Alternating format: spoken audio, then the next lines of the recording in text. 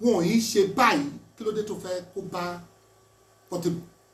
mo dẹ̀ ní kọ́ gbé Portable lọ mo dẹ̀ sí sọ ìgbà tó ní case mo ní kó pẹ̀lú mọ́ ìgbà tó yá mo tún bẹ̀ sí bá bọ́ yẹn sọ̀rọ̀ mo sọ sórí TikTok ló kì í ṣe pé mo jẹ pé bí wọ́n ṣe ní ìrìnàjò ayé lílé àwọn supporter ẹ̀dẹ̀ kọ́mẹ́ntì ní ìgbà kankan wọn kàlàfíà lè jọba láàárín àwọn ọmọ Yorùbá lèmi wà fún ohun tí ò ṣẹlẹ̀ láàárín àwọn Haúsá àwọn ẹ̀yà tó kù ẹ bọ̀ sí ju Yorùbá lọ ọ̀tí nítorí pé ọgbọ́n àgbọ́njù ti dà wá lórí dùn now let me come back ẹ jẹ́ ká gbé báyìí èmi wò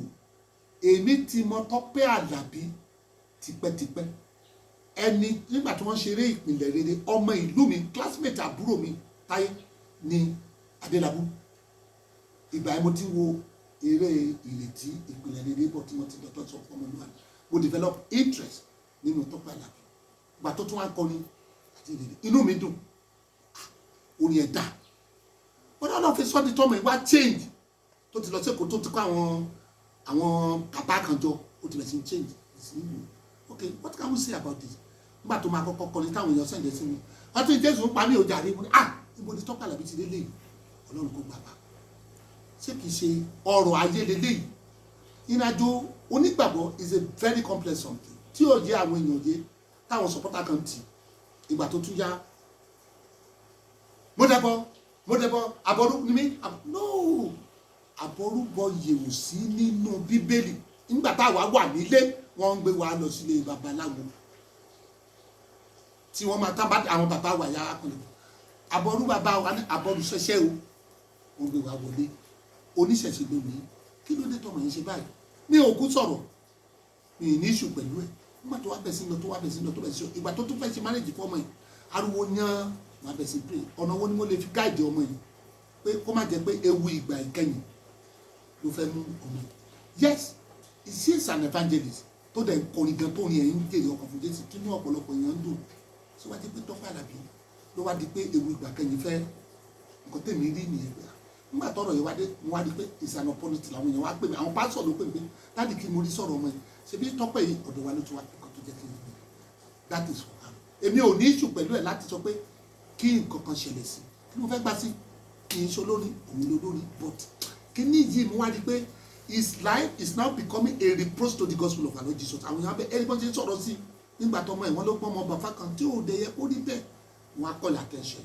nígbà títí lísìdé ọmọ yìí fẹ́ ṣe báàdì ẹ jẹ́ ká wò báyìí ẹ gbàgbé àwọn supporter wọn tí wọ́n mọ nǹkan kan ṣe ó àwọn èèyàn ẹ pè é ìgbà tó débẹ̀ torí pé bóyá nǹkan kan lórí tó ò fẹ́ lọ Ọlọ́run là á níyẹn yé kò yé èmi kò yé ọ̀pọ̀lọpọ̀ tó ń sọ̀sọ̀kùsọ ìgbà tí wọ́n ti rí pé nǹkan báyìí ni ò jẹ́ kó lọ bẹ̀ kó ṣe ó ní ìdíkan jẹ́ ká dànù wàá lọ bá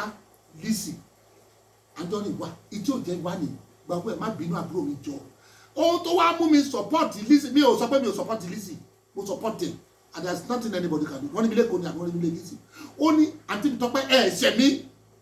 that is Christian mindset àǹtí mi Tọ́pẹ́ this lady keep on saying àǹtí mi Tọ́pẹ́ ẹ̀ ṣẹ̀ mí ohun tí ẹ ṣe ò tó lè tán ṣe fún mi ní 2019 tí oyún bàjẹ́ mọ́ mi nínú tó ń gbé mi lọ sí Ìlọrin what do you want this lady to say what do you want this lady to say ó lẹ́yìn tí mi Tọ́pẹ́ ẹ̀ ṣẹ̀ mí ọmọ ìbílẹ̀ tí ó lẹ̀ ẹ̀ ṣẹ̀ mí ṣe bí Bíbélì tiwa ó ní ká máa dáríjì yàn ni tí Lizzy Anjorin bá lè continuously máa sọ wípé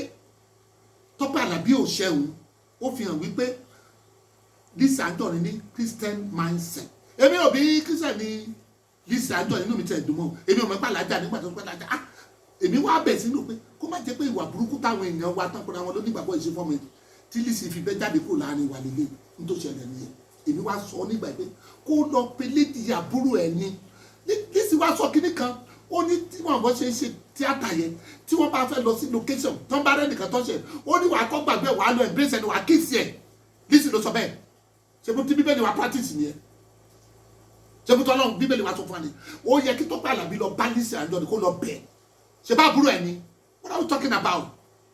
kó lọ bẹ́ẹ̀ má bínú àbúrò mi ìdí tí mi fi wá ni kó lè dáwọ́ ẹ padà ya picture àbí káwọn kọjú dẹ̀ tí èṣù káwọn ẹ̀rẹ́ ní pé wọ́n ti padà sojú bẹ́ẹ̀ ni Lizzy ló kò jẹun ọmọ ẹ̀rẹ́ bá tiẹ̀ lọ wọn àwọn ọmọ Tọ́pẹ́ Àlàbí ọ̀sẹ̀ sọ kí wọ́n fẹ́ mú jáde mẹ́ wọ́n ní Lizzy wọ́n ní kìnnì kan yes Lizzy ṣe bọ́ máa bẹ́kúta ìyàwó mi àná mi ní Lizzy ẹ̀gbá ni mi ṣe ẹ̀gbá méjì jara náà bá wà ní ṣé kí wọ́n máa gbógun ti Lizzy ni kí sọ pé ohun tí Tọ́pẹ́ Àlàbí ṣe dá torí pé Tọ́pẹ́ Àlàbí ó ṣe kìnnì kan ṣé Tọ́pẹ́ Àlàbí wùwà láyé ẹ̀fà the most controversial gospel singer Tọ́pẹ́ Àlàbí ni the most controversial gospel singer lórílẹ̀‐èdè wa lẹ́nìí Tọ́pẹ́ Àlàbí ni ó gbọ́dọ̀ restitute away before the living God kó má jẹ́ káwọn kan wọ́n wáyé kó má lọ tì í sí ọ̀nà àpáàdé that's what the point kọ́lọ́dọ̀ jẹ́ kí Lizzy Anjorin náà ó sì padà sí ọ̀dọ̀ wa kó sì di Christian kálẹ̀ sọ di evangelist Lizzy Anjorin. ẹ ṣeun ẹ̀jẹ̀ kan lẹ̀